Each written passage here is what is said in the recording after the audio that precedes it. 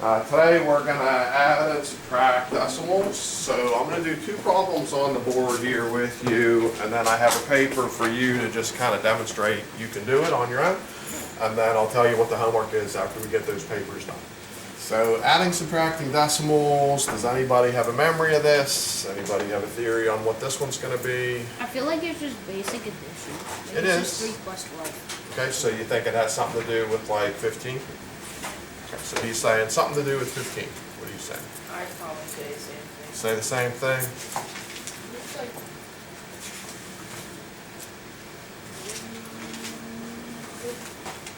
yeah, probably 15. Okay, so I have some bad news for you. The answer has nothing to do with 15.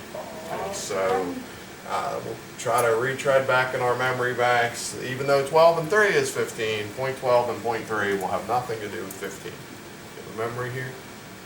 I'm not sure if this is correct, but my guess will be 123. It is not 123. 9. It'll have nothing to do with 9. 1. I'm not Nothing to saying, do with 1. we're not saying anything about decimals. We're saying four numbers as a denominator. Would it be It will 1.5? not. 0.9? It is not. No, it's none of the numbers that you said. So here's the key fact. To add or subtract decimals correctly, you have to line up the decimals. We're going to need to put these numbers in a stack. We're going to need to keep the decimals lined up, and then things are going to play out. When you add, does it matter what's stacked on who? No. No. So you put it in whatever you want. Do you want the 12 over or under the 3?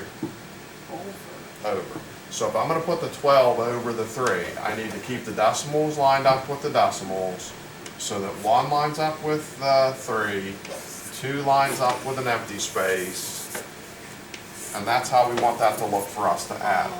What could you do here if you wanted to, but you don't have to for adding. You could put a 0. It doesn't matter if you do that or not for adding, but you could put zeros there.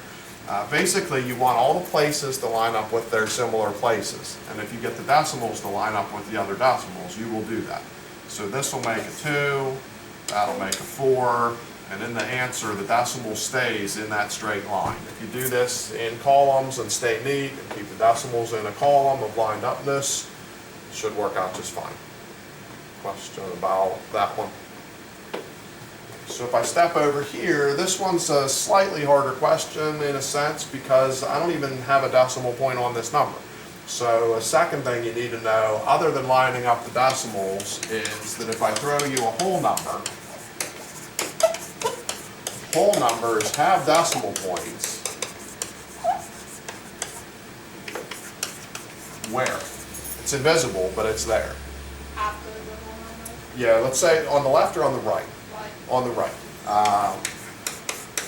So this 4 is really a 4 point.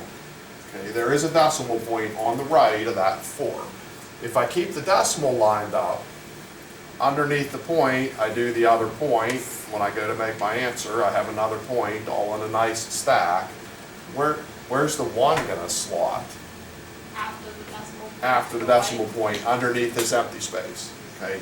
On subtraction, you do have to put in a 0, because for you to be able to subtract this, we're going to need to borrow. Borrow from 4 makes 3, gets us a 10, gets us 9, this gets us 3. Say that. So we want 3.9 there. Okay, so that's the two key ideas of the day. You have to keep the decimals lined up because that keeps all the places lined up. And if you keep the decimals and the places lined up, we're good. Subtracting, you do sometimes have to put those zeros to borrow.